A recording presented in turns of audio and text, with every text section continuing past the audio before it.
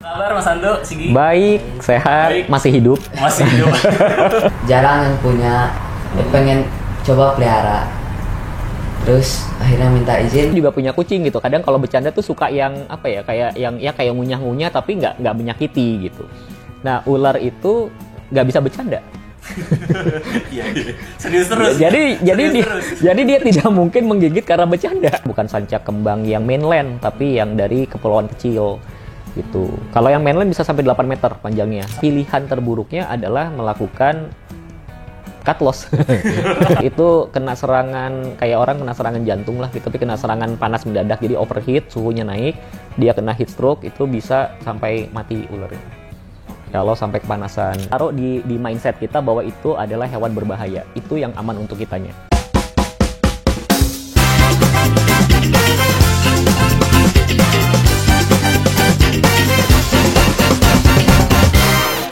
Banyak orang kalau dengar kata reptil itu yang kebayang ular berbisa, berbahaya, mematikan. Padahal nggak semua seperti itu. Nah, banyak sisi unik yang bisa kita kulik lebih dalam, dan tentunya kita sudah bersama seseorang yang sekaligus mewakili komunitas reptil Bandung, yaitu Mas Ando dan Sigi. Ya.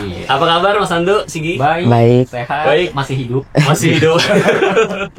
nah, jadi kita sebelum ngobrol lebih dalam ya tentang reptil ya, ular ya, semua jenis reptil lah ya. Nah, kita mau tahu lebih dalam gitu tentang pribadinya Mas Nando sama Sigi gitu. Dari kapan mulai cinta sama reptil ya? Dan juga Sigi juga nanti boleh cerita. Oh, silakan Mas Nando. Oke, kalau saya agak panjang nih. Agak panjang, nggak apa-apa Mas. Gitu. Karena sebelum ke reptil sebetulnya saya tuh terlahir dari keluarga yang memang pencinta hewan. Oke. Nah, jadi segala jenis hewan sepertinya sudah pernah dipelihara ya, kecuali harimau. Oke. Karena kandangnya nggak ada. Nah, lalu kemudian waktu SMP itu saya tertarik dengan reptil, terutama ular ya, karena waktu itu tuh saya ketemu sama ular yang sampai sekarang saya belum pernah ketemu lagi ular jenis itu. Jadi ada ular boa konstriktor tepatnya, tapi albino. Oke. Nah, kalau sekarang tuh susah nyarinya. Nah, waktu itu dapat, tapi nggak boleh sama orang tua. Tidak boleh sama orang tua karena pada saat itu ya reptil itu ya seperti yang tadi di openingnya bahwa banyak sekali miskonsepsi, banyak sekali ketakutan tentang reptil gitu, jadi tidak diperbolehkan. Nah, yang diperbolehkan hanya satu, ada satu jenis lah waktu itu ya yang diperbolehkan, tapi karena itu akhirnya berlarinya ke ikan, dilampiaskan ke ikan. Nah, dari situ mulai bergulir dan ya karena sudah harus bekerja, ditinggalkan dulu nih dunia hewannya. Nah, baru ketika Sigi lahir ternyata punya minat yang sama. Jadi Sigi itu tuh kalau dibawa jalan-jalan ke mall misalnya, dia anteng ngelihat mainan. Kalau anak-anak lain juga sibuk bagaimana, dia juga anteng aja gitu. Jadi kalau ngeliat mainan kan cuma diliatin, kalau nggak ditawarin nggak minta gitu ya. Tapi kalau dibawa ke kebun binatang, wah heboh, lari sana lari sini dan lain sebagainya. Hanya bisa fokus ketika ada di kandang reptil gitu. Nah, sampai akhirnya waktu dia kurang lebih ya masuk kelas 3, kelas 4 gitu, mulai tiba-tiba minta ular. Nah, mulailah di situ perjalanan. Justru trigger pertamanya itu ketika Sigi pengen melihara ular. Betul. Dari situ ya. Iya. Dan dari situ mungkin mulai kayak masuk komunitas atau segala macam dari situ. Nah, ini masih panjang sih. Bukan panjang sih, tapi intinya gini. Hal pertama ketika Sigi minta ular itu kan izinnya harus dari ibu negara ya. Dan susah kan izinnya gitu. Dan sampai akhirnya satu ketika ya ada teman ibunya yang tanya gitu, kamu mau kado apa dan lain sebagainya, suka apa gitu. Dia bilang dia mau ular. Nah, ketika kadonya pengen ular. Iya. Jadi kalau hadiah dari orang kan nggak mungkin ditolak. Iya. Tapi persyaratannya panjang. Ularnya tidak boleh begini, tidak boleh begitu. Akhirnya kita membeli ular, jenisnya itu adalah Liopeltis decolor namanya. Itu ada ular pemakan serangga. Dan panjangnya maksimal hanya 90 cm, jadi aman. Mau ini apapun ya, selama apapun hanya segitu maksimal. Hanya itu, udah maksimal dan nggak bisa kemana-mana lagi ya, hanya 90 cm ya. Jadi kecil, makannya serangga, makannya jangkrik, jadi aman lah ya. Terus tidak berbisa yang pasti. Dan itu murah juga mungkin ya dari sisi cukup murah lah. Nasi makannya. Cukup oke lah, kan jangkrik 5.000 dapat serauk ya. Nah, jadi mulai dari situ terus kita mulai kayaknya nggak mungkin berhenti di sini nih, dan kita nggak ngerti apa-apa tentang ular. Nah, mulailah mencari dapat informasi komunitas reptil Bandung. Begitu. Oke. Nah, kalau dari sisi Sigi nih kan tadi dari apa diceritain kenapa ulang tahun gitu ya, pengennya ular gitu kan, itu kayak nggak pikir out of the box gitu kan, dan orang-orang kebanyakan takut gitu kan. Iya. Dan itu dari kecil ya berarti ya Sigi ya? Usia berapa sih? 9 tahun. Dari bayi? Jadi dari bayi kalau dibawa ke kebun binatang dia aktif. Oh. Kalau dibawa ke mall dia tidur. Iya. Berarti gimana kalau dari Sigi mungkin boleh diceritain gimana awal mula kenapa tertarik gitu sama ular? Tertarik sama ular tuh karena kalau dulu ngeliat ular tuh kayak keren gitu, terus kayak jarang yang punya, ya pengen coba pelihara. Terus akhirnya minta izin ke ayah, minta izin ke ibu, beli. Oh, langsung dikasih itu ya? Enggak dong. Oh, Enggak. Enggak dong. Masa langsung? Iya. Kalau ayahnya sih iya, ibunya kan yang susah. Karena kan kalau Mas Nando kan dari dulu, wah ini kebetulan gitu kan. Oh. Karena biasanya kalau mau beli sesuatu gitu ya, daripada susah minta izin, ada alasan anak. Lebih minta maaf sebenarnya. Oke. Tapi kalau misalnya anak yang udah pengen kan biasanya udah jadi agak, wah ini kasih lah gitu ya. Tapi persyaratannya panjang tadi ya, tidak boleh berbisa, tidak boleh besar, tidak boleh yang repot dan lain sebagainya. Ya, tapi seiring dengan berjalannya waktu, akhirnya justru ya ibu negara mulai ini ya, jadi mulai belajar untuk handling juga, keracunan lah itu. Keracunan, tapi aman ya. Aman ya. Oke. Nah, berarti awalnya berarti sama ya. Ketarikan berarti pas pertama kali melihara tuh ya Sigi pertama kali melihara, Mas Ando juga akhirnya kesampaian juga melihara pertama kali. Lebih ke arah ketupuhan sih ya. Ketemu. Oke. Terus setelah itu ya, berarti dari situ nyari-nyari ke komunitas nih. Betul. Di komunitas berarti nanti dari awal mula berdiri atau itu waktunya? Enggak sih, kalau kan kita masuk berarti after pandemi. Gitu, after pandemi kita baru masuk itu juga Sigi dulu. Jadi saya hanya orang tua yang mengantarkan anaknya. Oke. Bergaul gitu ya. Jadi saya yang mengantarkan setiap kali ada aktivitas karena dulu dia juga masih kelas 3 ya. Kelas 3 naik kelas 4. Mau naik kelas 4, jadi kan kemana-mana masih harus diantar orang tua. Nah, ketika acara-acara reptil ya saya yang nganterin Sigi kemana-mana, terus kemudian ya saya tuh satu tahun setelah Sigi masuk di komunitas reptil Bandung baru saya bergabung. Justru Iya, karena tadinya tuh saya gini, karena saya tahu kalau saya sampai terlibat ini nggak bisa terkendali lagi nih. Itu jadi mendingan anaknya, jadi saya jadi filter gitu. Iya. Ternyata nggak juga sih. Ternyata bablas. Oke.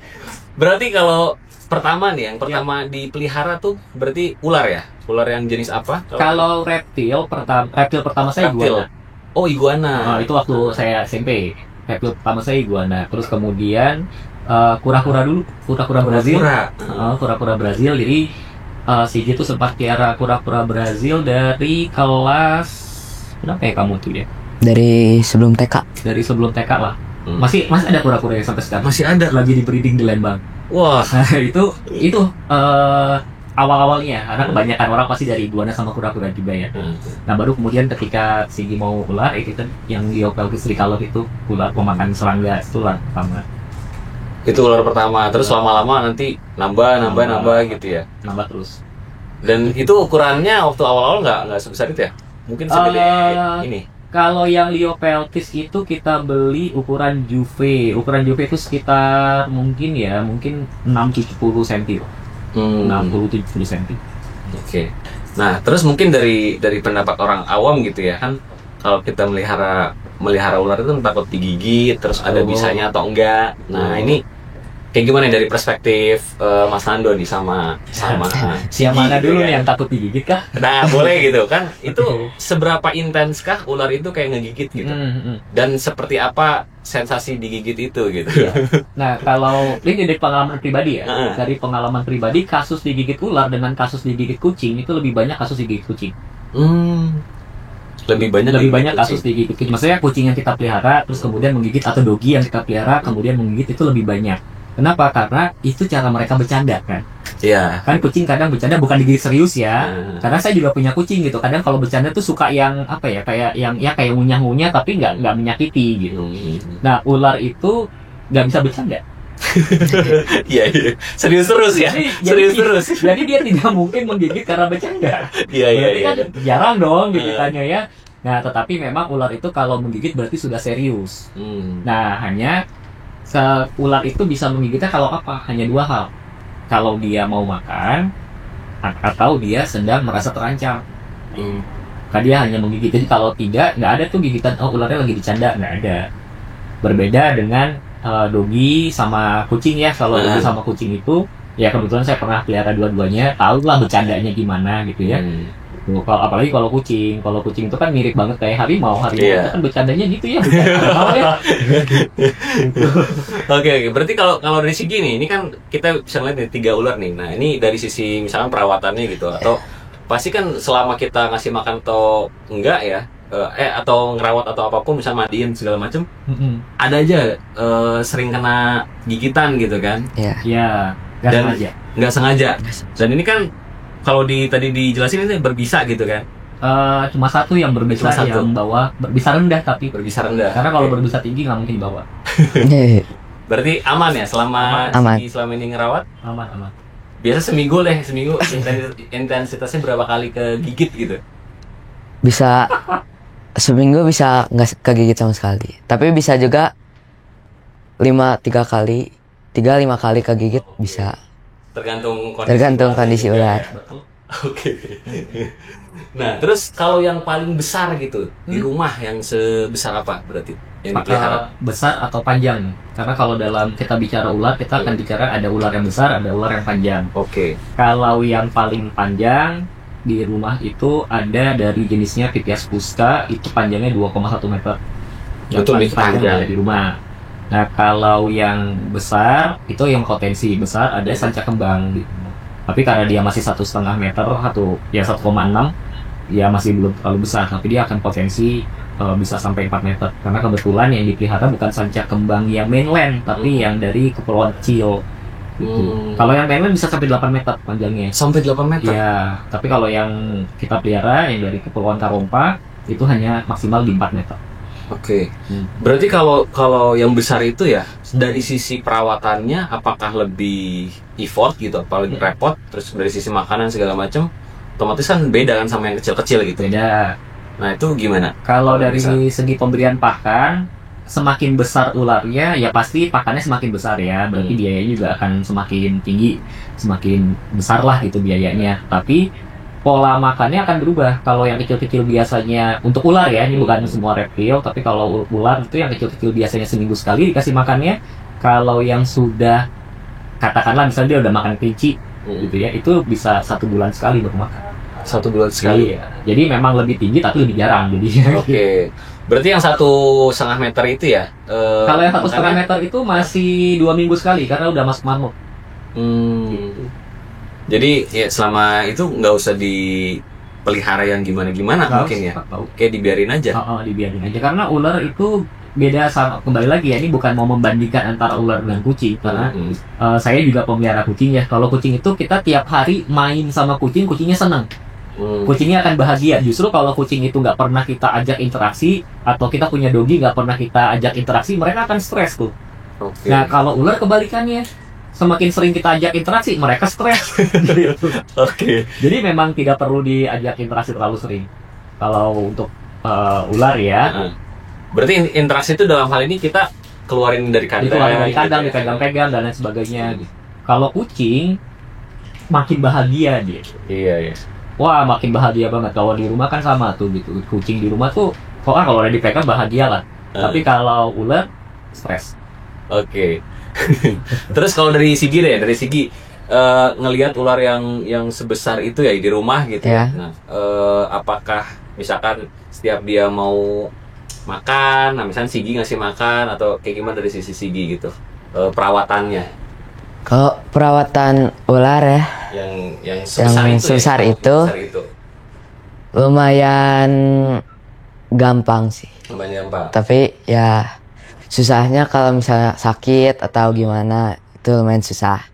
Oh iya, kalau sakit itu berarti kita lebih intensnya itu di mana? Kalau ketahuannya itu gimana?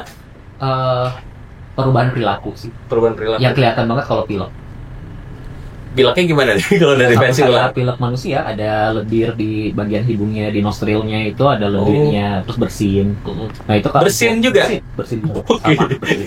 Nah ular kalau sampai pilek itu udah biasanya mimpi buruk untuk semua reptiler. Kenapa? Karena kans untuk dia selamat rendah. Oh. Kalau sampai pilek. Kalaupun dia selamat, tidak bisa sembuh, dia akan jadi carrier, jadi dia bisa menularkan ke ular yang lain. Nah itu udah kalau udah sampai pilek udah mimpi buruk aja. Jadi kayak dia kayak cenderung diem gitu ya? Kalau ular kan memang kalau tidak ada sesuatu yang dianggap membahayakan atau dia tidak lapar, diam aja kayak sekarang kan pada diam semua. Oh iya benar. Iya kan, jadi nggak bisa dilihat dari situ gitu. Berbeda sama mamalia nih. Kalau misalnya kucing di rumah sakit, diam tuh. Ya manusia juga sakit kan diam aja. Iya betul. Nah kalau ular ya nggak bisa dibedain kapan dia sakit apa. Tapi kalau dia udah mulai intens bersin, terus kita lihat dari nostrilnya itu udah mulai ada lendir keluar, nah itu udah harus segera disangani. Nah kalau tidak bisa sampai fatal. Kenapa? Karena ular itu paru-parunya yang aktif cuma satu. Jadi tetap ada dua, tapi yang aktif cuma satu. Berbeda sama kita ya, atau mamalia lain kan dua. Jadi kalau satunya bermasalah, kita pilek masih kuat lah. Nah kalau dia begitu kena pilek, tersumbat saluran nafas ya nggak bisa nafas sama sekali. Gitu. Karena nggak punya cadangan paru-paru sebelahnya. Betul. Terus kalau di rumah nih yang sebesar itu ya, misalkan kita mau interaksi atau mau dalam tanda kutip mainin si ular itu gitu ya, kita lepasin di rumah aja gitu seharian nggak masalah? Nggak, dipegang. Oh dipegang, nggak dikencarin, dilepasin Nggak. gitu aja nggak? Kalau saya memperlakukan tidak boleh free room kalau di rumah, itu ada istilahnya free room. Tapi ada orang lain yang mungkin memperbolehkan free room di rumahnya, itu kan haknya dia ya. Tapi kalau saya lebih berpikir gini, kalau saya punya ular yang ukurannya sudah lebih dari 3 meter, free room oke. Tapi ada resiko. Oke. Gitu kan, resikonya apa? Resikonya tiba-tiba dia moodnya jelek, dia strike ke orang lain kan masalah. Oh. Dan kalau saja misalnya sudah di atas 3 meter, dia sampai melilit, dia udah overpower. Wah, udah nggak bisa dilepas sendiri. Selalu nggak bisa? Nggak mungkin. Sekuat itu ya? Iya. Kecuali kalau ada berdua gitu ya, berdua, terus yang satu ngebantuin, itu masih bisa dilepas. Tapi kalau saja 3 meter, sama saya dibeli, udah nggak bisa ngapa-ngapain. Pasrah aja udah, tinggal diterima. Berharap aja dia tidak menganggap saya sebagai makanannya gitu. Iya. Nah makanya kalau saya memberlakukan tidak boleh free room di rumah. Tapi kalau orang lain memberlakukan itu, yaitu sepanjang dalam pengawasan itu sih terserah dia gitu ya. Walaupun kalau di komunitas tidak dianjurkan untuk free room. Kalau dalam komunitas ya tidak boleh untuk free room. Nah kecuali ada hewan-hewan yang memang dia kalau di free room itu friendly. Seperti misalnya iguana selama dia tidak dalam masa birahi, itu masih oke free room. Asal jangan dia birahi ya, karena kalau dia birahi dia ngejar orang. Itu pasti agresif banget gitu ya, gigit. Pasti gigit, nyabet dan lain sebagainya kalau dia birahi. Tapi kalau dia tidak birahi, aman di free room juga. Atau misalnya kita punya sulcata, kura-kura sulcata, nah itu free room nggak apa-apa. Oke, karena kalau kura-kura mungkin cenderungnya nggak seagresif itu ya, maksudnya ya. Walaupun jenis apapun itu aman ya harusnya. Jadi kalau ular jangan. Kalau ular kecil gini free room hilang. Kalau besar resiko. Oke. Jadi tidak disarankan. Kalau yang suka free room, kalau saya kayak di rumah itu ada hewan yang kita free room, kucing. Iya, aman kali ya. Aman. Dia hilang dipanggil balik lagi kok gitu. Iya, betul. Nah, terus kita coba ngomongin komunitas nih ya. Yes. Komunitas berarti dari 2000 berapa komunitasnya? Kalau komunitas reptil Bandung sendiri dari tahun 2009. Acara nih, acara itu seperti apa nih di dalam komunitas? Misalkan gathering kan pasti ada gitu. Nah, terus ngapain aja? Iya. Dan acara yang kedepannya diadakan gitu yang besar itu seperti apa kira-kira? Kalau untuk komunitas reptil Bandung, karena kita fokusnya pada edukasi, jadi kita tidak terlalu memberikan atensi pada acara yang sifatnya komersil. Nah jadi kalau ditanya agendanya komunitas reptil Bandung itu apa saja, tadi sudah disebut ya, atau gathering. Gathering itu tujuannya apa? Gathering itu adalah untuk pengenalan reptil pada masyarakat luas, sekaligus juga untuk pembekalan pada anggota KRB tentang bagaimana perawatan, terus penanganan. Penanganan itu dua ya, penanganan ular liar dengan penanganan ular sakit. Jadi ada dua tuh gitu. Kita memberikan edukasi internal. Nah, kalau untuk acara selain dari gathering itu ya ada edukasi ke sekolah-sekolah, misal edukasi ke instansi-instansi gitu. Ya termasuk juga kalau diundang begini, makanya sering-sering aja ngundang. Dan itu rutin ya berarti setiap minggu ada aja ya acara gathering. Setiap minggu ada, bahkan ada periode tertentu yang hampir setiap hari gitu. Hampir setiap hari? Iya, pernah ada setiap hari edukasi. Jadi hidupnya pindah dari satu sekolah ke sekolah lain. Dan itu bawa ular segala macam gitu, kayak gini gitu ya. Iya. So far aman aja kalau misalkan ular dibawa-bawa di mobilitas tinggi seperti itu, ditaruh kayak gini kan beda gitu. Kita jarang ada yang mobilitas tinggi sih. Jadi misalnya satu hari itu biasanya kalau ada lebih dari satu sekolah, kita langsung bagi dua. Jadi tidak pernah ada kejadian satu ular dibawa ke dua sekolah. Kita langsung bagi dua, langsung bagi tugas kan. Nah, ya kamu ke sekolah yang ini, kamu ke sekolah yang itu, yang dibawa ular ini gitu. Jadi udah aman. Karena kan kalau ya tergantung jenis ular ya. Jadi kalau misalkan dibawa itu kan nggak boleh misalkan tadi terlalu siang gitu ya. Iya, karena panas.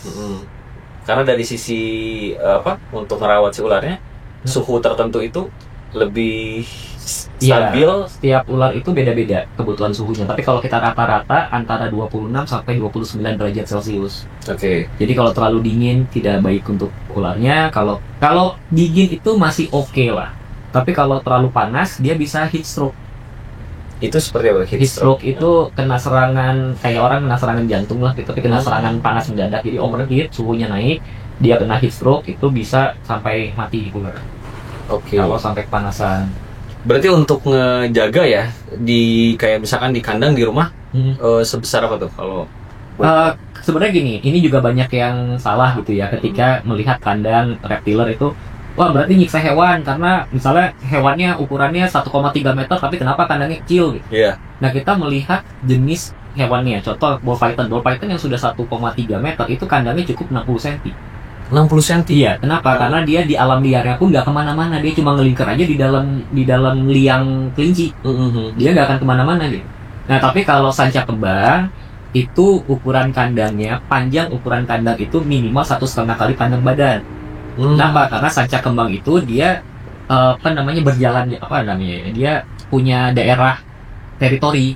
Jadi dia tuh ada wilayah jelajah kalau untuk sanca kembang. Karena kan sanca kembang itu lebih ke arah dia suka berburu. Sedangkan kalau ball python dia lebih ke arah ambus gitu. Jadi menyergap. Nah, sehingga kita perlu melihat jenis ularnya apa. Jadi ukuran kandang itu memang tidak ada tidak ada harus begini enggak gitu. Jadi banyak yang salah waktu itu ball python jangan. Nah, kalau ball python kita kasih kandang besar dia mau makan. Malah terlalu luas gitu ya begitu ya. Terus yang tadi yang sanca itu kan 1,5. Itu dalam full kalau dia dilurusin gitu kalau ya. Kalau dia lurus itu 1,5 kali. Makanya ketika ada yang mengatakan sanca kembang itu hewan yang cocok untuk pemula, kata siapa? Kebayang kan kalau 8 meter 1,5 kali berarti kandang 12 meter panjangnya. Lebarnya berapa tuh kalau lebarnya? Maksudnya panjang kandang ya. Berarti lebar ke dalamnya kurang lebih berapa? Kurang lebih itu setengah dari ukuran badan, berarti 4 meter. Wah, itu udah lebih itu 2 kali ukuran kamar rata-rata orang Indonesia. Iya. 12 kali 4 gitu ya. Iya, 12 kali 4 coba. Belum tingginya. Tingginya minimal 2 meter. Kalau mau kita bicara ideal, makanya kalau kami tidak menyarankan sanca kembang untuk jadi peliharaan terutama untuk yang pemula. Berarti kalau di rumah kandang itu lebih ke kayak satu ruangan di tingkat-tingkat atau udah tergantung si ular tadi ya berarti ya? Tergantung ularnya. Tergantung ular, macam-macam. Sampai ke kamar tidur semua ada ular. Ada ular gitu. Panjangan itu ular gitu ya. Jadi kalau kamar tidur itu lemari make up nih, kamar tidur ular. Kalau Sigi gimana nih? Kamarnya ada juga? Ada juga. Ada juga. Dan itu kalau ada berapa berarti di kamar Sigi? Ular itu? 5 ya. 5 atau 5 kalau nggak salah. Dan kalau misalkan digabungin di satu kandang, nah itu gimana? Ular yang berbeda digabungin nggak masalah? pada dasarnya gini, kebanyakan ular itu dia soliter. Jadi kalau selain musim kawin digabungin ke satu kandang, kemungkinan berantem. Oh, kemungkinan berantem. Kemungkinan berantem. Tapi kalau nggak berantem, kemungkinan yang satunya akan stres dan nggak mau makan sampai mati. Gitu. Kalau misalnya lebih dari satu ya. Nah, kecuali kalau misalnya gini, ada ular-ular kecil nih. Ular-ular kecil disatukan di dalam satu kandang, yang kandangnya itu besar. Nah, tetapi ada spot-spotnya sendiri. Nah, ini masih aman, tapi kita nggak menyarankan untuk begitu. Oke. Kecuali kalau tujuan breeding ya. Kalau tujuan breeding itu malah kita satukan, jadi 2 jantan 3 betina gitu. Oke. Tapi hanya untuk ketika mereka masuk musim kawin. Nanti kalau enggak ya pulang kandang musim. Oke. Nah, terus tadi di komunitas ya, kan tadi Sigi justru masuknya lebih dulu. Iya. Ya, nah dari sisi Sigi berarti aktif juga ya, edukasi ke sana kemari gitu. Sama juga nggak? Aktif ya. Aktif, cuman karena kan akunya juga sekolah, jadi nggak semua acara bisa diikutin. Dan kalau misalkan dari sisi Sigi nih, ngisi materi gitu ya di sekolah mana atau di mana gitu ya, itu biasanya ngasih materi apa aja? Biasanya kalau SD paling jenis ular yang berbahaya sama yang enggak. Sama yang paling ditekanin kalau ketemu ular di alam liar jangan langsung diambil. Jangan langsung diambil. Iya. Nah, sekalian aja mungkin edukasi kali ya. Gimana tuh yang ngebedain tadi ya? Jenis ular, yang tadi jenis ular apa yang berbahaya sama yang Tidak. tidak. Nah, itu yang paling mencolok itu dilihatnya dari. Berarti saya harus pakai frameworknya edukator ya. Nah, kalau sebagai edukator saya akan mengatakan anggap semua ular itu berbahaya. Oke, itu yang pertama ya. Yang paling amannya itu. Oke. Jadi kalau ketemu ular, anggap aja taruh di mindset kita bahwa itu adalah hewan berbahaya. Itu yang aman untuk kita. Nah, tapi gini, bahaya bukan berarti harus dibunuh. Kan kalau bahaya itu berarti kita akan menghindari bahaya. Maka kalau ada kita ketemu ular di alam nih, menghindar aja. Oke. Kalau ularnya masuk ke rumah, nah ini yang agak-agak tricky. Kalau ularnya sampai masuk ke rumah, maka kita perlu mengenali dulu, identifikasi dulu itu ularnya berbisa atau tidak. Oke. Gitu. Kalau ularnya tidak berbisa, sapu aja keluar rumah. Oh, sesimpel itu sebenarnya. Sesimpel itu. Tapi kalau kita ragu, hilang sendiri gitu ya. Hilang sendiri. Nanti, tapi kalau kita ragu, wah ini berbisa atau enggak? Nanti kalau saya pikir ini tidak berbisa, tahu-tahu nyembur gitu kan ya. Kayak kan ada kobra Jawa kan nyembur gitu. Nah, gimana caranya? Yang amannya adalah kalau bisa difoto, terus hubungi damkar atau hubungi komunitas reptil. Nanti mereka yang ambil. Jadi jangan dipegang sendiri. Harus ada alat yang kalau pakai sapu kan kita jadi berjarak ya. Antara kita dengan ularnya ada jarak, itu lebih aman. Dan kalau hubungi damkar pun ya pasti datang ngelayani gitu ya. Sering kok damkar datang terus nanti kan kita juga menjalin komunikasi dengan Dinas Pemadam Kebakaran Kota Bandung. Ya ular-ular kayak begini sekecil gini juga diambil sama damkar. Diambil juga, mau datang gitu ya kalau telepon. Jadi jangan misalnya ularnya cuma kecil, kita nggak tahu karena kobra sekecil gini itu bisa memberi dampak fatal.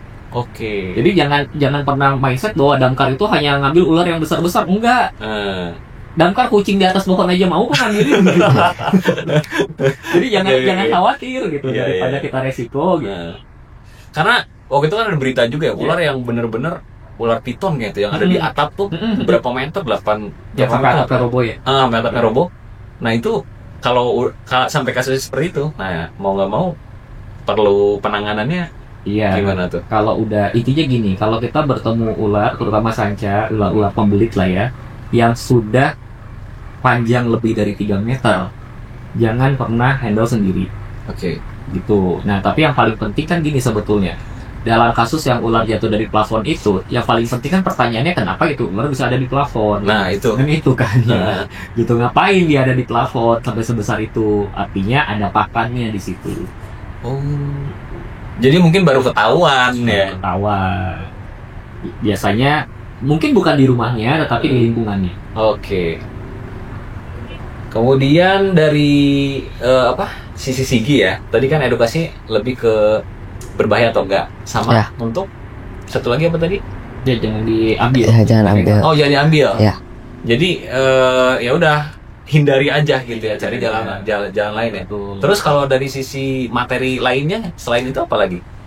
Kalau materi biasanya tergantung kita berhadapan dengan siapa. Kalau berhadapannya dengan TK, SD sampai kelas 3, itu biasanya materinya tidak terlalu banyak. Jadi materinya itu hanya memperkenalkan reptil itu apa aja.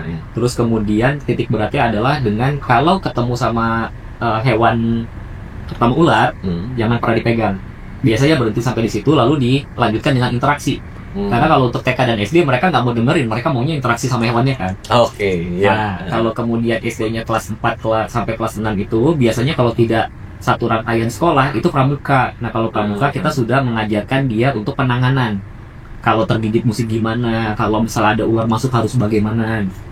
Sampai ke jenjang universitas itu sudah masuk penanganan biasanya. Nah, kalau penanganan kita menghadirkan ular-ular yang berbisa menengah biasanya. Karena ular yang berbisa menengah itu kalau diprovokasi dia aktif. Atau ular-ular yang agresif lah seperti sawo kopi tapi yang ukurannya udah besar itu biasanya kita bawa. Jadi memang kalau penanganan kan kita harus langsung, nggak mungkin pakai ular jinak. Harus pakai ular yang rada-rada agresif. Iya. Nah, berarti untuk penanganan kalau misalkan tergigit yang berbisa nih, nah mungkin untuk masyarakat kan kita nggak tahu juga ya. Misalkan kalau yang daerahnya emang ada ular segala macam, kita lagi apa tiba-tiba digigit. Nah, itu apa yang harus dilakuin pertama kali? Nah, pertama kali begini, seperti tadi ya, anggap semua ular itu berbahaya, maka anggap juga semua ular berbisa. Jadi waktu kita tergigit ular, anggap saja skenario itu ular yang berbisa. Berarti langsung imobilisasi dan langsung bawa ke rumah sakit. Jadi nggak boleh digerakin ya? Jangan. Yang kena gigitan itu ya? Nah, tetapi kita bisa mengenali. Jadi kan tadi kita belum bahas nih soal apa sih bedanya ular berbisa dan tidak berbisa. Nah, ini juga perlu diluruskan karena gini, masyarakat masih banyak yang beranggapan kalau ular berbisa pasti kepalanya segitiga. Kalau ular tidak berbisa, kepalanya rounded atau membulat, gitu kan ya. Nah, king cobra itu kepalanya membulat.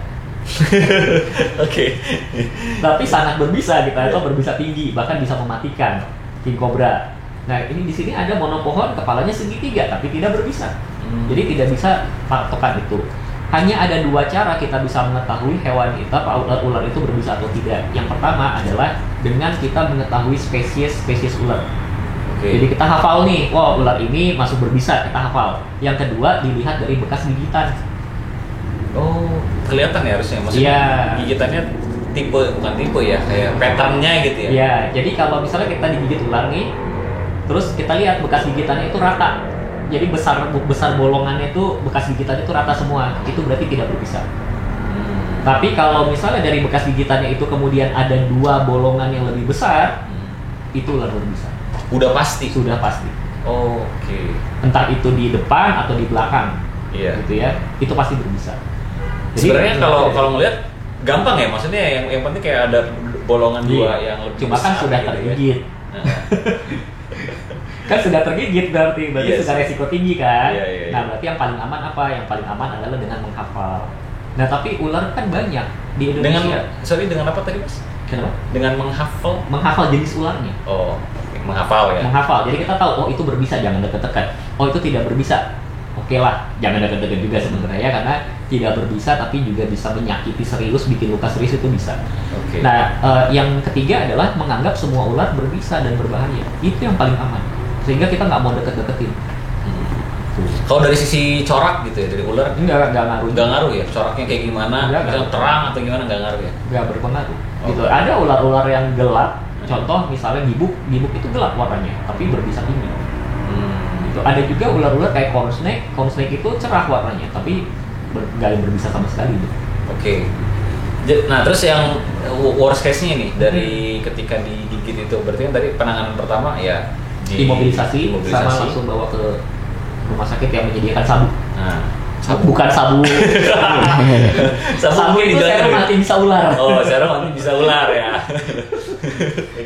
Jangan salah. Nah, terus kalau misalkan urgent banget lagi di gunung gitu kan, kita lagi hiking atau segala macam, nah itu ada nggak penanganan yang praktis gitu yang bisa dilakuin?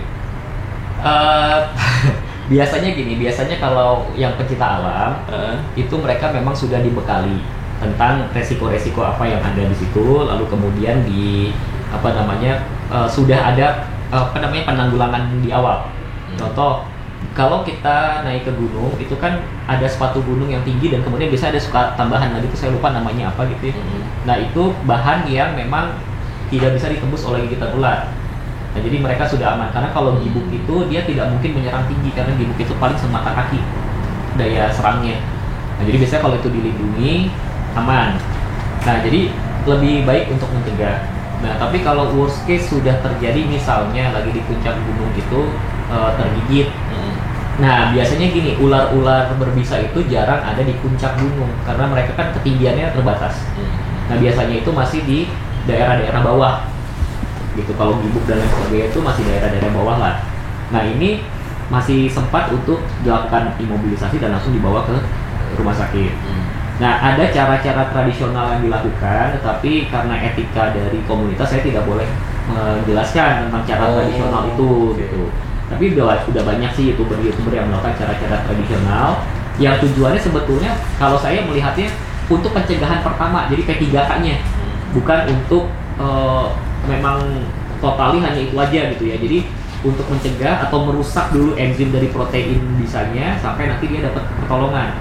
Nah itu mungkin bisa dilakukan kalau worst case scenario-nya. Oke. Cuma itu ya, tidak bisa dijelaskan gitu ya? Ya nggak bisa karena kan takutnya teredukasi nanti masyarakat justru wah kalau tergigit ular tinggal begini aja caranya gitu kan ya. Padahal tetap harus diperiksa gitu, harus ke dokter, ke rumah sakit lah. Terus kalau Sigi nih, ada nggak cerita nih yang sampai benar-benar kegigit ular berbisa atau cerita apapun yang menarik gitu dari selama ini melihara ular gitu? Pernah nggak? Kalau kegigit ular berbisa, alhamdulillahnya belum. jangan sampai juga. Jangan sampai. Berarti sejauh ini aman-aman aja. Aman. Sama kita handle-nya bener gitu ya. Karena saya juga nggak mengizinkan untuk ada ular berbisa yang dipelihara di rumah. Oh. Yang menengah dan tinggi itu kita masih kalau menengah ada kemungkinan tapi masih bukan jadi prioritas karena ular yang tidak berbisa juga masih banyak. Iya sih. Gitu kan ya, yang menarik itu masih banyak banget gitu yang bisa dieksplor, tidak harus yang berbisa. Nah, tetapi kalau yang anggota komunitas lain yang memelihara ular berbisa itu mereka pasti punya SOP. Ya saya juga punya SOP di rumah ya, bawa kandang harus bagaimana dan lain sebagainya. Tapi biasanya kalau yang berbisa itu SOP-nya lebih ketat. Akan lebih ketat dan ya jangan sampai kegigit lah ya. Walaupun belum tentu mati sih. Iya. Belum tentu meninggal. Gitu. Terus yang case yang ini nih, kan ada saking berbisa ini, ada yang sampai dipotong tuh. Iya. Yang cerita kayak Iya. Ini boleh ceritain mungkin ya ceritanya kayak gimana? Iya ada beberapa case itu, ada beberapa case di mana tergigit ular berbisa tapi dia tahu bahwa kalau dia ke instansi kesehatan itu jaraknya terlalu jauh dan mungkin dia mungkin lagi sendirian atau apa, ya pilihan terburuknya adalah melakukan cut loss. Cut loss ya? Bahasanya cut loss, oke. Ya mau nggak mau kan? Iya. Maksudnya gini, kalau prinsipnya kalau kita tidak bisa menjangkau sarana kesehatan di mana kita bisa membantu, lebih baik kehilangan satu ruas daripada kehilangan satu tangan. Prinsipnya itu.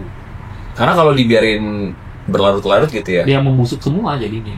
Jadi kalau misalnya diikat di sini, kan pembusukan itu karena tadi dia bukan dari darah kan, dari kelenjar getah bening, tetap aja bisa nyebar. Nggak ngaruh ya sebenarnya ya? Gitu.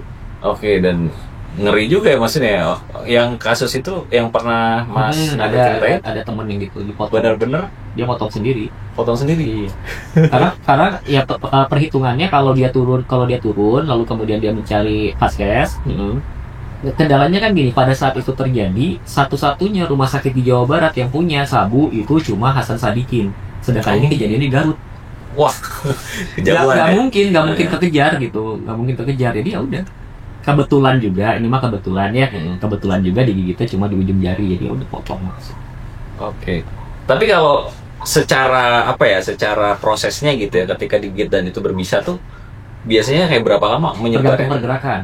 Kalau pergerakan kita lasak banget, panik dan lain sebagainya, jantung berdebar keras, itu akan makin cepat, bisa hitungan menit. Tapi kalau kitanya tenang, imobilisasi itu bisa 2 jam, 3 jam. Oke.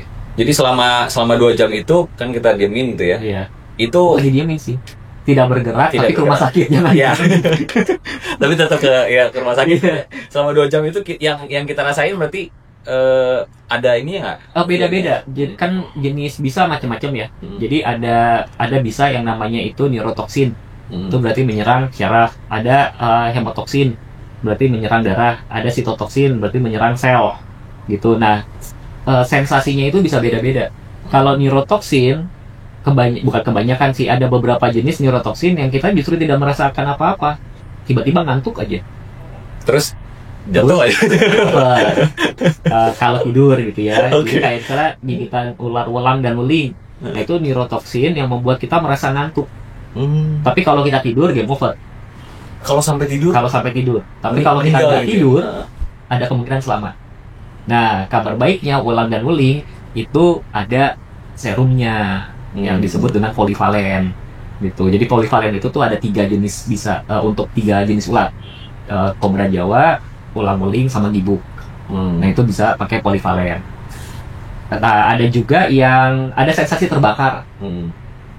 Gitu, ada sensasi terbakar. Biasanya kalau yang sitotoksin itu sensasinya terbakar. Oke. Biasanya ya. Nah, terus kita ngebahas mitos-mitos nih. Biasa kan untuk kalau dari sisi Mas Nando sama Sigi kan memang udah sering edukasi nih. Bagi orang-orang yang belum tahu nih, mitos-mitos seputar ular gitu kan. Biasa kalau untuk mencegah ular masuk ke rumah gitu kan pakai garam nih kan. Nah, nanti mungkin bisa dipraktekin kali ya. Nanti dipraktekin ya. Boleh. Terus ada mitos apa lagi seputar itu? Dan Banyak. faktanya apa gitu? Siluman Oke. siluman ular putih. Ya kan ya? Nah, ada yang bilang bahwa kalau ular putih itu berarti jelmaan dari demit lah, dari apalah, sebenarnya nggak ada hubungannya. Jadi Oke. ular itu bisa menjadi, semua hewan itu ada potensi untuk kelainan genetik namanya. Nah, kelainan genetik itu kalau pada manusia yang paling kita kenal itu kan albino. Karena ada manusia yang ada kelainan genetik terus dia jadi albino kan ya, Betul, yang betul. kayak bule lah jadinya, padahal mah nggak ada keturunan bule misalnya gitu. Nah, dalam hewan juga sama, ada yang namanya albino. Tapi kemudian ada lagi turunan-turunan dari kelainan genetik itu. Salah satunya namanya adalah leucistic. Leucistic. Nah, leucistic itu warnanya putih semua. Jadi kalau bedanya gini, kalau albino itu coraknya biasanya rada kekuningan. Jadi kayak broken white gitu ya. Tapi kalau leucistic itu putih bersih. Nah, lalu kemudian ada tingkatan lagi namanya leucistic blue eye. Nah, kebayang Emang matanya biru ya? matanya memang warna biru. Jadi kebayang coba ketemu ular warnanya putih, matanya biru. Di otak kita pasti akan masuk, ini mah nggak mungkin orai beneran, pasti demit gitu. Iya. Jadi tersebarlah berita siluman ular putih. Oke. Dibikinlah film. Ketika dibikin film, makin orang percaya kan. Dan kenyataannya itu sebenarnya kan karena selangka itu ya. Iya. Selangka dan harganya mungkin beda ya maksudnya. Mahal. Jadi kalau yang ngebunuh siluman ular putih itu tahu harganya berapa, nangis kan. Itu berapa tuh kira-kira Mas? Tergantung jenis ularnya. Tergantung jenis ularnya. Tapi untuk perbandingan misalnya untuk reticulated aja, misalnya untuk sanca kembang. Ya kalau sanca kembang normal, let's say di harga baby itu mungkin range-nya ya sekitar 100 ribuan lah. Nah, kalau yang leucistic itu angkanya bisa menyentuh 5 ke atas. 5 juta ya? Iya. Banding Tapi 100 ribu. jangan nyari ke saya nggak jual. Tapi yang jual pun kayaknya sangat-sangat jarang ya kayaknya. Banyak karena itu diternak. Oh, bisa diternak. Bisa diternak. Yang leucistic itu Mas? Bisa diternak. Itu ada namanya designer moth. Gimana tuh konsep? Ya, Designer moth. dia mengawin silangkan sampai genetiknya rusak. Oh. Ya kalau secara etika lingkungan ya kita bisa berdebat lah ya, itu debatable lah ya. Tapi kalau dari dari faktor keuntungan ekonomi, nilainya jadi begini. Jadi justru orang yang memang carinya yang unik-unik ya, Yang pecinta ular itu ya. Iya. Yang notabene-nya semakin unik coraknya, Betul. semakin warnanya beda gitu ya. Betul. Nah ini tapi saya ini ya jangan sampai disalahpahami bahwa designer morph itu menyiksa hewan. Oh enggak, prosesnya sama kok kayak perkawinan normal. Hanya dia mencari, istilahnya tuh kalau lebih tepatnya mungkin selective breeding. Oke. Kalau selective breeding itu kan mencari bibit unggul ya. Jadi mencari ini potensi yang nanti kalau dikawinin sama ini warnanya akan bermutasi menjadi apa. Lebih ke arah itu. Jadi dalam konteks karena kalau albino juga kan genetiknya rusak sebetulnya, tapi bukan yang dirusak akhirnya disiksa, bukan begitu. Jadi jangan sampai ada salah paham juga nih. Iya, itu kayak ya berbeda aja gitu ya. Betul. Oke. Terus seputar fakta sama mitos lainnya ada lagi nggak kira-kira Mas yang biasa ditemukan gitu? Iya. Orang-orang. Ya biasanya kan kalau ada juga gini ya, kalau ular masuk rumah itu berarti ada orang yang mengirimkan guna-guna. Nah, Iya. Ya pertanyaannya kan apa kabar saya ya? Oke. Nah, sebenarnya gini, ular masuk rumah itu, saya nggak mau berdebat dengan orang yang meyakini bahwa ular itu adalah sarana untuk santet dan lain sebagainya. Sekali lagi, saya tidak meyakini itu ada, tetapi saya tidak mau berdebat dengan itu. Hanya gini, kalau kita pakai logika, kenapa ular masuk rumah? Satu, karena habitatnya rusak. Yang kedua, karena rumahnya kotor biasanya. Karena maksudnya ini, rumah kotor itu bukan karena nggak disapu, nggak dipel. Tetapi biasanya orang kita tuh suka males buang sampah ya. Jadi biasanya sampah itu masih dibiarkan dalam rumah, atau kalau dibuang ke luar tuh cuma, kan kalau tipe rumah di Indonesia sekarang rumah pagar tempat sampah. Nah kadang sampah organik kita buang ke situ juga tuh. Nah sampah organik ini akan mengundang tikus. Tikus akan mengundang ular. Dan ketika ular tahu, ya kita aja tahu lah, kalau misalnya kita tahu sumber makanan, misalnya gini, kita tahu nih sumber makanan kita di kota Bandung, mau nggak kita disuruh pindah ke Zimbabwe? Kan nggak mau, karena sumber makanan kita di Bandung. Ular juga sama, dia jalan tuh dari habitat aslinya. Oh ternyata di sini di rumah ini banyak makanan. Saya makan nggak perlu effort nih, nggak perlu nyari-nyari, langsung tersedia depan mata. Dia kan nggak mau pindah. Iya sih. Nah sedangkan dia tahu dia butuh tempat yang hangat. Nyelinap lah dia ke dapur. Jadi itu sebenarnya ada reason di balik itu Iya. ya, kenapa ular bisa masuk segala macam Betul. gitu. Nah pertanyaannya gini, nggak mungkin kalau itu bukan kiriman. Kenapa? Karena rumah ditutup semua kan, jendela ditutup, ini ditutup segala macam lah, intinya ditutup. Gimana caranya ular bisa masuk? Jangankan dari luar ke dalam, ular dalam kandang aja bisa hilang. Bisa hilang. Dalam keadaan kandang tertutup. Nah itu gimana ceritanya tuh? Karena ular itu adalah escape artist paling keren. Jadi kalau kenal Harry Houdini, Iya tahu. Harry Houdini itu kan jenis sulapnya namanya eskapologi. Jadi dia escape artist. Ular itu lebih hebat daripada Harry Houdini. Tapi itu kalau ngelihat prosesnya gimana tuh bisa keluar dari kandang itu? Karena ular itu kan hampir elastis badannya. Jadi celah sekecil apapun dia bisa masuk. Kayak kelihatan tuh nggak make sense gitu, ular masuk keluar dari celah sekecil itu gitu ya. Dan kita kan hanya berpikir apa? Jendela ditutup, itu ditutup. Saluran air? Iya, kan nggak mungkin semuanya ditutup ya. Sing wastafel, singnya cucian, gitu. Iya sih. Oke. Terus ada juga kasus mungkin ya. Ya entah itu mitos atau gimana ya. Kepala ular dipotong, Iya, tapi masih bisa gigit. itu fakta. Itu fakta. Itu fakta. Jadi emang gimana tuh bisa? Karena begitu kepala ular itu terpisah dari badannya, syarafnya masih kerja. Selama sekitar 5 menitan lah. Ada yang lebih dari 5 menit juga ada. Tapi sebenarnya udah mati. Udah mati Ya. udah mati, tetapi dia masih bisa merespon, dia masih bisa menggigit. Kalau yang berbisa masih bisa. Makanya ada kejadian yang koki masa kobra kalau nggak salah, atau king kobra saya lupa, intinya sudah dipenggal. Nah tapi entah ngapain si koki itu megang si kepalanya, digigit, mati koki. Wah, Gitu. Mati bisa, tapi bukan berarti dia hidup sendiri gitu ya. Nanti gentayangan nyariin temennya balas dendam, enggak gitu ceritanya. Itu di film ada. tapi semua ular memang prinsipnya kayak gitu ya? Nggak semua ular. Oh, nggak semua. Nggak semua ular. Tapi kan gini, hampir semua makhluk hidup itu kalau kita dipenggal, itu nggak langsung mati. Kalau kita balik lagi nih, kita kan pelihara reptil nih ya. Yes. Dari sisi pemeliharaannya berarti kalau selain dari pakan nih, harus apa aja gitu? Yang paling Kandang, repot, sebetulnya. kandang. Nah ini berarti dari cara nyuci atau seperti apa nih? Bisa Oke, dijelasin ya? kalau kandang itu pasti harus ketika kita tiba saatnya pembersihan, itu wajib dibersihkan total karena kan ada bekas dutnya dan lain sebagainya, itu bisa jadi tempat berkumpulnya bakteri. Nah nanti ularnya bisa sakit tuh gara-gara itu. Nah, jadi ketika dia udah pup, dia pipis, itu harus dibersihkan total kandangnya. Itu bisa menggunakan ya sabun cuci biasa atau juga bisa pakai disinfektan. Itu untuk pembersihan kandang. Lalu kemudian yang penting adalah alas kandangnya.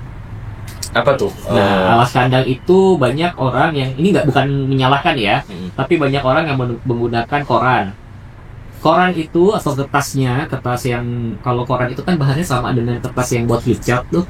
Nah itu nggak apa-apa sebetulnya karena dia menyerap air. Nah akan tetapi kan daya serapnya terbatas kalau kertas. Jadi dia kalau kena tumpahan, kena pipis dan lain sebagainya harus langsung diganti. Nah biasanya ngakalinnya itu pakai koko chip.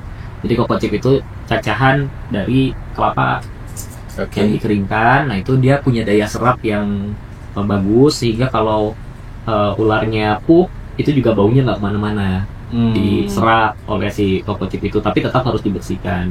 Paling yang repot cuma itu, sisanya nggak ada yang repot. Sisanya nggak ada ya berarti ya? Kalau kita melakukan dengan cinta kan nggak ada yang repot. Oke, kalau Sigi nih ya, di kamar kan ada 5 ya. Ya. Nah itu gimana kalau dari sisi ngebersihin kandang, terus setiap berapa lama, gimana tuh Sigi selama ini? Kalau ngebersihin kandang paling ya nunggu kotor. Terus kalau misalnya mau ganti alas juga paling seminggu sekalian. Tapi itu juga kan bisa diambil kotorannya, jadi nggak harus diganti. Oh nggak harus diganti? Iya. Berarti seminggu sekali itu langsung semua atau tergantung kandang yang paling kotor Tergantung mana? yang kotornya. Karena kadang-kadang mereka tuh nggak mau janjian gitu loh untuk makan kandang gitu.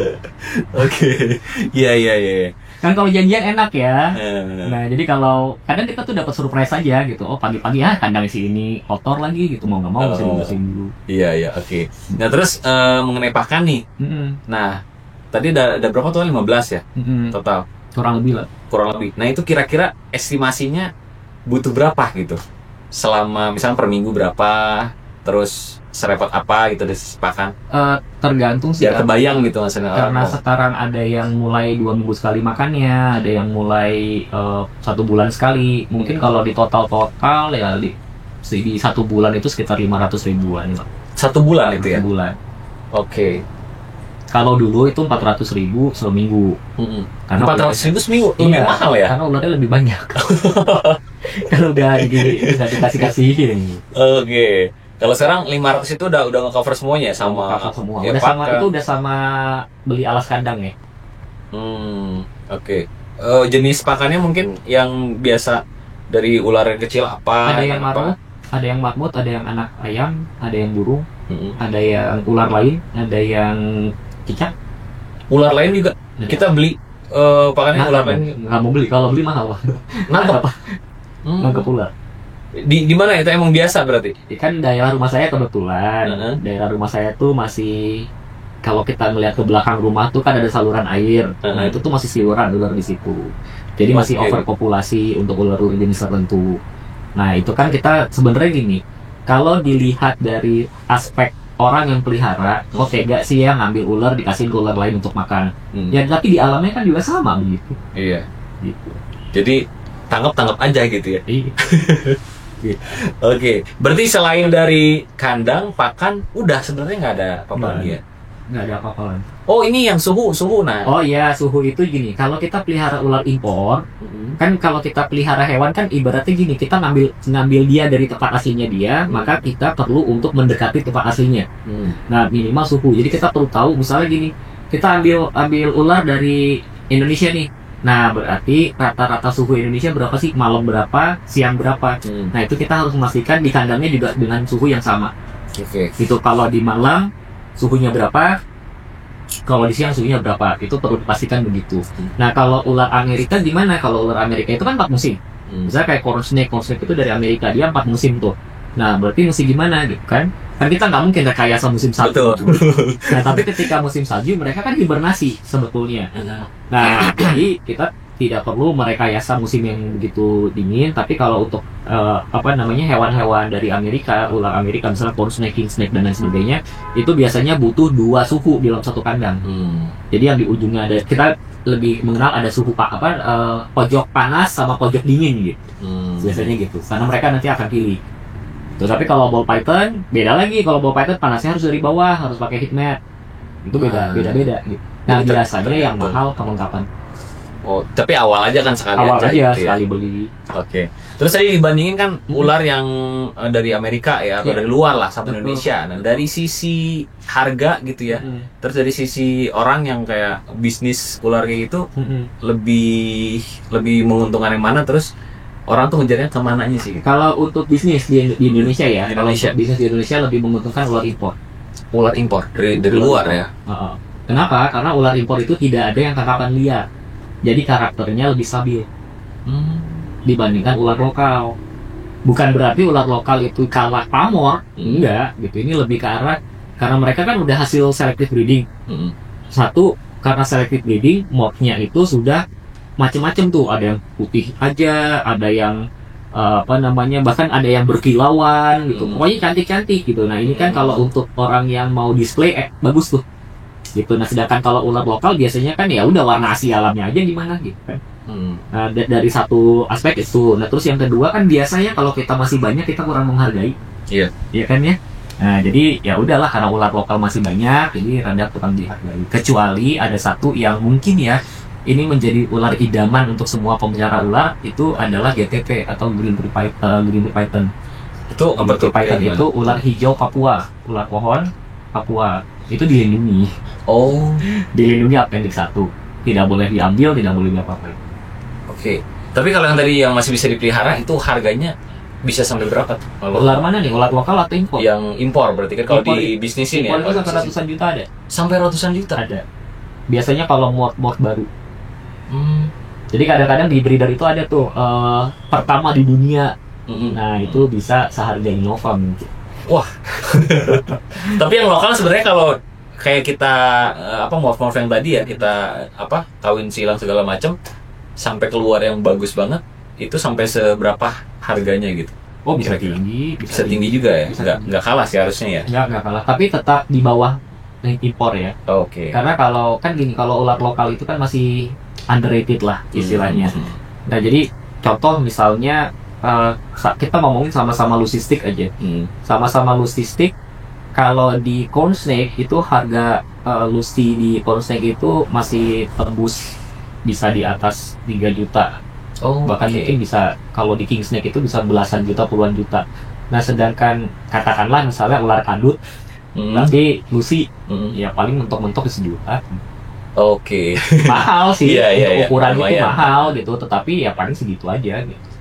Iya, iya. Nah, ini kan kita tadi udah ngomongin mulai ke bisnis nih. Nah, kalau orang yang sengaja ternak gitu ya, itu sebenarnya kayak dalam tanda kutip worth it nggak sih kalau orang kayak mau bisnis untuk pelihara terus dia jual segala macam, gimana dari sisi Worth it standar? banget. Breeder kan? Breeder berarti ya? Breeder itu adalah salah satu profesi yang sebetulnya cukup menjanjikan. Nah, tetapi ular itu atau reptil secara umum itu dia tuh punya siklus. Jadi waktu siklusnya iguana tinggi banget harganya. Nanti begitu siklusnya selesai, ya nggak ada harganya, sama kayak cupang lah. Iya. Dulu kan cupang kita ngalamin lohan juga ngalamin gitu kan. Nah, di reptil juga sama. Nah, tapi kalau ada jenis ular tertentu, mereka ngakalin siklus. Ngakalin siklusnya dengan apa? Dengan mendesain morph tadi. Gitu. Jadi kayak kalau istilahnya orang di fashion, ya dia keluarin desain baru. Oh, artikel baru Artikel gitu ya. baru.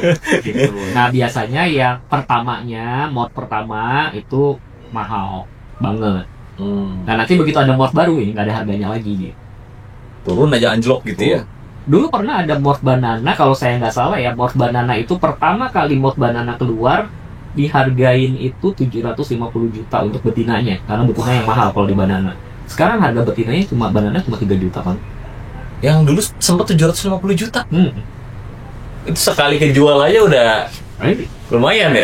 Karena dia one of a kind. Oke. Jebolan pertama tuh. Iya. Hatch pertama begitu menetas dia udah keluar banana, mahal banget. Iya sih. Berarti kalau dari sisi Mas Ando gitu ya, dari sisi money management lah gitu, apakah kan ngeluarin misal kita ngasih pakan segala macam lumayan lah kalau kita hitung-hitung gitu kan, per minggu berapa, per bulan berapa. apakah di balik itu juga bisnis ular juga? Nah, atau money management itu seperti apa dari Mas Nando? Enggak sih, biasanya saya hipnotis orang. Malah itu totally different ya Mas ya? Jadi saya untuk memberikan pakan, saya menghipnotis orang. Oke. Tapi bukan di jalan. Bukan di jalan ya? Berarti memang itu di bidang yang lain ya? Iya, itu emang kerjaan saya. Jadi artinya, iya karena nggak terlalu banyak juga, jadi sebetulnya nggak terlalu membebani ya. Kita masih ya udahlah, masih oke lah. Oke. Mungkin nanti kalau udah jadi beban, kita pikirin lagi. Oke. Mana nih caranya?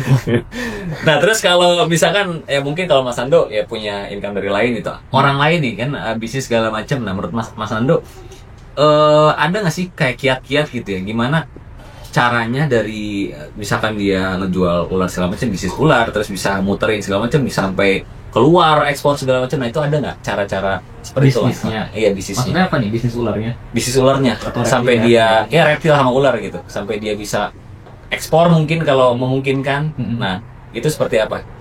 Memungkinkan banget. Memungkinkan banget. Dan udah banyak yang melakukan. Nah, tetapi gini, kalau kita bicara ekspor, maka kan kita bicara legalitas ya. Nah, kalau kita bicara legalitas, negara kita udah mengatur bahwa setiap spesies itu ada kuota ekspornya. Oh, Jadi bahkan nggak boleh di klasifikasi per spesies ya?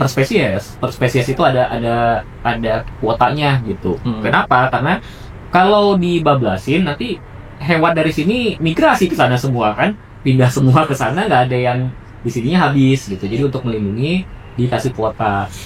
Tuh, jadi ada yang kuotanya bisa di atas 1000, ada yang cuma 700, ada yang kalau kayak GTP bahkan nggak ada kuotanya sama sekali karena nggak boleh. Karena dilindungi kan. Jadi semua yang dilindungi itu nggak ada kuota ekspor. Berarti orang-orang ya pelaku-pelaku di luar sana cepet-cepetan dong ya kalau kayak gitu. Iya, nah biasanya udah punya langganan sih. Biasanya juga udah punya langganan kan. Kalau yang dari sininya juga ketika dia mau kirim keluar misalnya gitu ya, satu kan dia harus duluan si kuota ekspornya nih, jangan sampai keduluan orang lain gitu. Iya, betul. Nah terus yang kedua, biasanya mereka kan resiko kalau mereka baru cari buyer. Nah jadi biasanya bayarnya udah ada dulu. Tapi prosesnya panjang karena harus masuk karantina dulu, harus uji apa namanya itu yang bukan toksin tapi penyakit. Itu ada ujinya juga kan, yang uji dia bawa penyakit atau enggak, dia bawa parasit atau enggak gitu. Karena harus bersih keluar. Yang legalnya kita bicara legal ya, bicara ilegal. Kalau ilegal saya nggak ngerti soalnya. Nah, terus terkait sama money management tadi ya, Iya. mungkin kan dari Mas Nando udah punya income, tapi ada kepikiran nggak kalau kita misalkan melihat ke aset investasi atau instrumen apapun trading, nah itu pernah dilakukan Mas Nando nggak untuk salah satunya mengakomodir dari sisi hobi? Nggak pernah sih. Nggak pernah. Jadi selama ini belum pernah coba Mas Nando Bukan untuk belum pernah coba, tapi kalau untuk hewan, ya kan cuma segitu. Masa saya investasi cuma buat bayar makannya ular? nggak, misalkan dari sisi perspektif dari Mas Nando gitu, atau nggak coba nih terlepas dari di luar hobi gitu. Nah sebenarnya kan kalau untuk manajemen keuangan sekarang nggak perlu ya. Satu, inflasi udah pasti. Ya. Jangan tanya siapa yang bikin inflasi ya, pokoknya inflasi udah pasti gitu ya. Satu itu, terus kemudian ngandelin gaji, kita kan akan dalam siklus yang sama tuh. Ya kan, orang ngeluarin duit banyak buat sekolah, terus habis itu dia kerja, habis itu dia menderita. Gitu kan siklus hidup manusia. Iya. Gitu kalau dia tidak pintar-pintar mengelola uangnya dia ketika dia bekerja. Kan itu. Saya jadi kayak financial planner gitu. Oh, nggak apa-apa kan, ini maksudnya perspektif dari Mas Nando, karena kita irisannya kan sama pasar keuangan gitu ya. Iya, lebih ke arah situ sih. Itu kan mungkin saya kebanyakan bergaul sama RFP ya, jadi gitu.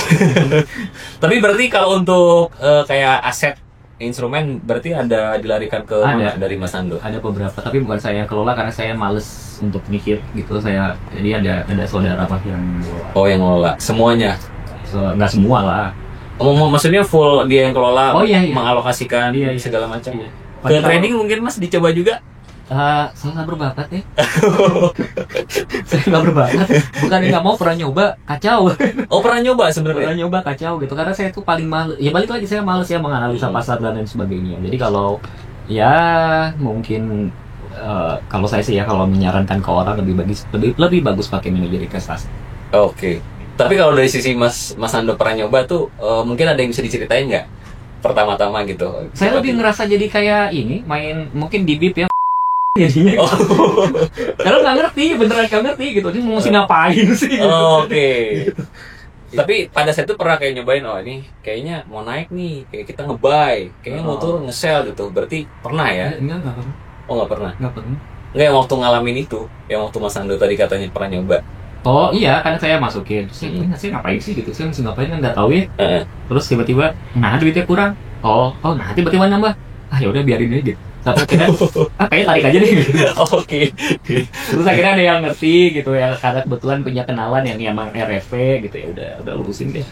Oke. Nah ini mungkin dari sisi kami juga kan mau mengedukasi juga gitu ya ke teman-teman. Memang ada kala sih memang seharusnya ketika orang yang pengen terjun itu harus benar-benar tahu dulu gitu marketnya.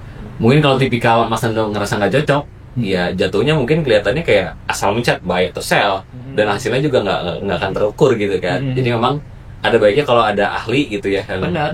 Karena untuk saya tuh lebih gampang menebak karakter ular daripada kasar. Oke.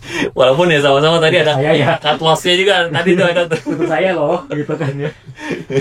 Oke, pertanyaan terakhir ya untuk Mas Ando, untuk Sugi juga boleh jawab. Kedepannya kira-kira pengennya tuh membesarkan komunitasnya seperti apa, terus dari sisi edukasi ke masyarakat seperti apa, harapannya tuh apa gitu ke depan? Kalau yang pertama gini, kebetulan kalau di komunitas Reptil Bandung itu kita nggak pernah peduli kita jadi besar atau enggak.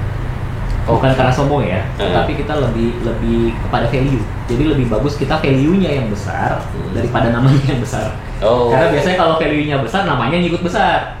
Tapi kalau nama besar itu kan bisa jadi besarnya karena skandal, besarnya karena bikin ulah mulu kan bisa begitu. Tapi kita pengennya kita punya prestasi duluan. Jadi kan banyak orang yang ketika misalnya berkenalan gitu ya, oh namanya siapa? Oh namanya Mas Risyad nih. Wah kalau orang bule kan biasanya bilang, wah prestasi kamu udah mendahului kamu gitu. Nah kita maunya lebih ke arah situ sebetulnya. Nah kalau harapan, ini mah kalau kita masih boleh berharap ya gitu. Kita berharapnya ya pemerintah rada serius lah dalam konservasi hewan gitu. Karena terus terang yang menyakitkan untuk kami itu ketika mendengar kabar bahwa ada spesies tertentu yang dilindungi di Indonesia. Padahal kalau kita hitung jumlah spesies yang ada di seluruh dunia itu sudah tidak masuk dalam kategori endangered sebetulnya. Karena di negara luar itu sudah diternak dengan sangat bebas, diperjualbelikan dengan bebas, tapi di kita masih dilindungi statusnya. Saya bukan mengatakan bahwa status itu harus dicabut, karena saya juga setuju dengan ada hewan-hewan yang dilindungi. Nah, akan tetapi yang saya sampai sekarang nggak ketemu jawaban adalah kenapa hewan yang dilindungi tapi habitatnya tidak. Jadi tiba-tiba ada hewan yang dilindungi, tiba-tiba habitatnya berubah jadi kebun sawit. Ada hewan yang dilindungi, tiba-tiba jadi ya macam-macam lah gitu ya. Terus jadi tambang lah, apa segala macam. Sekali lagi saya tidak, kami di komunitas Reptil Bandung itu tidak against tambang. Mungkin iya sih ya. Karena kalau saya mau bilang tadi kan saya tidak agen sawit ya, kami agen sawit gitu kan ya. Nah akan tetapi lebih ke arah gini, kalau kita memang serius mau lindungi hewannya, hewan itu butuh tempat tinggal. Ya sekarang yang kejadian di Riau kalau nggak salah ya, gajah bisa tiba-tiba pakai sonilo kalau nggak salah kan gitu kasusnya kan, tiba-tiba pinggirannya udah berubah jadi kebun sawit aja gitu. Iya. Nah, jadi bingung juga tuh ya. Itu sebenarnya serius. Pasti lama-lama juga punah juga ya. Kalau nggak serius hewannya kasihin aja ke sini gitu. Cabut aja status lindunginya gitu kan. Ngapain dilindungi di situ? Karena ada satu jenis hewan tertentu yang sekarang di alamnya itu sudah dinyatakan punah, tetapi di penangkaran masih banyak. Artinya apa? Sudah terbukti di semua negara di penjuru dunia ini bahwa konservasi itu akan berhasil kalau ada campur tangan manusia. Bukan di alamnya, tapi di penangkaran. Itu baru akan berhasil. Afrika sudah membuktikan kalau kita tinggal nyontek tanpa studi banding ya. Jadi kalau studi banding saya rugi soalnya. Itu konsepnya kalau di Afrika gimana tuh Mas? Yang tadi? Afrika kan gini, Afrika tuh ball python itu menghadapi ya sama lah ya kan, namanya ular, reptil itu kan perdagangan pertama pasti kulit. Karena itu bahan baku dompet, tas, sepatu dan lain sebagainya. Lalu kemudian yang kedua pakan. Karena ada suku-suku di Afrika yang suku di Afrika yang mereka masih makan ular kan, ya kita juga sama kan. Misalnya ada suku tertentu di Indonesia yang masih makan ular gitu ya, karena itu bagian dari tradisi mereka. Nah, lalu kemudian mereka juga pakai itu untuk voodoo, perdukunan dan lain sebagainya, itu juga dipakai gitu. Jadi ancamannya begitu besar sampai akhirnya pemerintah Afrika itu mengambil satu kebijakan, mengedukasi hunter menjadi breeder. Jadi mereka tuh tidak melarang diburu buat diambil kulitnya, mereka nggak dilarang untuk ambil dagingnya, mereka nggak dilarang itu dipakai buat nyengket orang gitu. Tapi mereka mengedukasi supaya jangan diambil dari alam. Tapi diternak, makanya hunternya itu dilatih. Sekarang kalau kita ke Afrika, orang nggak mau lagi ngambil dari alam, karena lebih menguntungkan. Mereka punya peternakan semua, gitu, berhasil. Sekarang ball python itu menjadi ular nomor 1 di dunia sebagai ular yang dipelihara paling banyak. Aman mereka dari ancaman konservasi. Nah, kalau kita mau berlakukan hal yang sama, sebetulnya bisa. Tapi kan pertanyaannya, ngurusin ular, ya masih lebih banyak yang perlu diurus lah ya. MBG aja belum selesai kan. Oke. Jadi ya ini mungkin masukan juga ya buat nanti siapapun itu lah ya. Semoga didengar sih ya, semoga didengar. Viral gitu ya. Nah. Kalau gubernur kita sih dengar. Oke, siap. Karena gubernur kita pro alam. Pro alam. Iya. Gubernur kita ya. Gitu. Nah, semoga presidennya. Mungkin Mas, kita mau cobain ini ya, simulasi. Kita buktikan. Kita buktiin. Bener nggak sih kalau garam itu bisa ngusir ular? Ya, jadi kita mau buktikan bahwa kan gini, orang bilang kalau ular masuk ke rumah atau kita lagi camping nih, supaya tenda jangan dimasukin ular, kasih garam, taburin garam. Yeah. Nah, kalau saya misalnya bilang, wah enggak, itu nggak bener, kan nggak ada buktinya. Jadi kita buktiin. Nah, tapi kita harus buktiin dulu nih siapa yang mau jadi korban bahwa ini beneran garam. Jadi jangan sampai nanti di rumah bilang, itu mah bukan garam, paling apa gitu ya. Nah, ini perlu dibuktikan dulu bahwa ini garam. Siapa yang mau buktikan? Aman lah, kelihatan. Aman ya. Jadi ini garam benar gitu. Nah, yang paling gampang adalah kita tabur aja dulu garamnya. Oke. Jadi kita tabur, nanti ularnya taruh di tengah, kita lihat dia bisa nggak ya keluar dari lingkaran ini. Kan harusnya kalau takut dia nggak bisa keluar ya. Ini kalau agak berantakan, maaf ya. Nggak apa-apa. Toto, ini lagi. Nah, dia lompat nanti. Enggak kok. Nah, kita lihat nih nanti si ularnya bisa nggak keluar dari garam ini. Kalau dia takut kan berarti dia nggak bisa lewat ya. Gampangnya gitu. By the way, ini ular yang keluar ini yang agresif ya, Mas ya? Ya cukup agresif sih. Agresif, aktif ya? Sebenarnya aktif. Oh, aktif. Kalau agresif kan kesannya nyerang orang. Kalau dia aktif keluarnya. Dan yang paling sering gigit ini kayaknya ya? Enggak juga. Oh loh, tuh kan. Nah, kita lihat kalau Kayaknya dia... arahnya jadi ke sini. Arahnya jadi ke sini. Nih, jadi misalnya gini, kalau dia takut, kalau diginiin tuh, dia bukannya takut sebenarnya, dia nggak nyaman aja. Gitu. Oke. Gitu. Karena dia kan agresif. Nah, coba kita lihat pakai ular lain yang lebih tidak agresif. Kalau yang agresif itu ditaruh gitu emang ini banget. Ya, nggak usah ada garamnya juga dia pasti gitu kok. Karena kan dia ular yang ini ya, maksudnya ular yang memang tidak tenang gitu. Nah ini kalau misalnya yang ini kita taruh di sini, dia bisa nggak lewat, diginin aja nggak kenapa-napa tuh, bisa lewat. Ya. Jadi kita mau taruh garam 1 kilo pun di pinggir tenda, namanya ular pasti tetap masuk. Oh. Gitu. Nah, garam ini efektif untuk menghalau siapa? Untuk menghalau moluska. Moluska itu adalah hewan yang berlendir, jadi seperti siput, lintah, dan lain sebagainya. Itu efektif dengan menggunakan garam. Kenapa? Karena garam itu dia punya punya karakter dia menyerap air. Nah, sedangkan moluska itu lendirnya digunakan untuk menjaga kelembapan. Jadi pada saat dia terserap oleh terserap oleh garam, tubuhnya jadi kering. Makanya kalau ada lintah atau ada siput yang kita kasih garam, nyusut kan? Iya. Nah, ini kan nggak nyusut. Iya sih. Gitu. Nah, ini kenapa kesini ya? Gitu. Jadi terbukti ya bahwa garam itu bisa menghalau ular, itu mitos. Karena kalau maksudnya gini, kalau misalnya ini mah bisa pura-pura aja, ya saya tidak mungkin mau dengan sengaja menyakiti peliharaan saya sendiri hanya untuk konten gitu kan. Nah jadi sudah terbukti gitu bahwa memang itu salah gitu. Oke. Kalau untuk lintah bisa, untuk siput itu bisa pakai garam.